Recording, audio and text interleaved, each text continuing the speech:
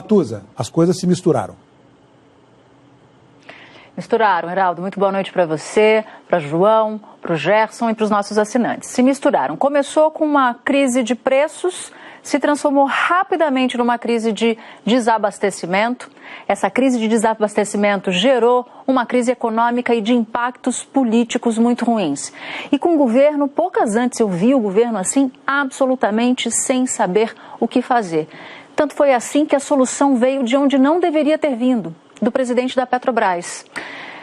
O Pedro Parente, que foi colocado no governo justamente para ficar como uma espécie de bastião ali da estabilidade do governo, ele acabou tendo de emprestar sua credibilidade para isso. E é bom a gente lembrar o seguinte, que o governo Temer, extremamente impopular, ele está sustentado em 3 pilares: Ministério da Fazenda, Banco Central e a própria Petrobras. Enfraquecer um desses 3 pilares é enfraquecer o próprio governo. E o risco hoje, levado em conta por Pedro Parente, foi muito grande. Tanto foi assim que o impacto imediato foi uma queda da ação da Petrobras na Bolsa de Nova York, o que deve ainda ter algum rescaldo amanhã.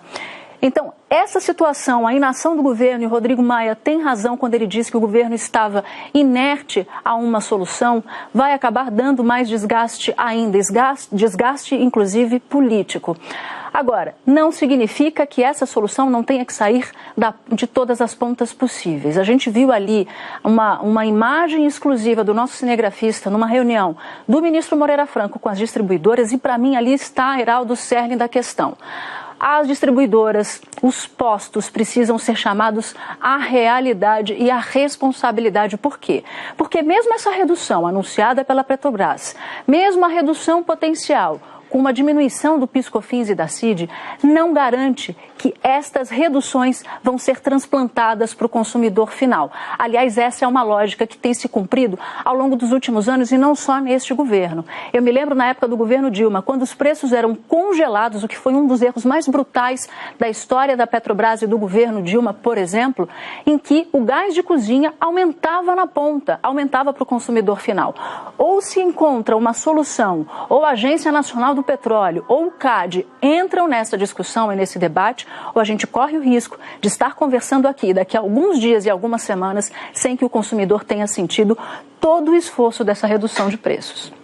Ao fim e ao cabo, todos agem no improviso, mas a responsabilidade maior dessa improvisação não é do presidente da Câmara, é do governo. A medida provisória da Eletrobras não foi aprovada, não foi por obra e arte de Rodrigo Maia. Poderia ter se esforçado mais? Acho que sim, mas foi para o governo. O governo não tinha número para aprovar, só foi retirado da pauta por falta de fôlego do próprio Executivo Federal.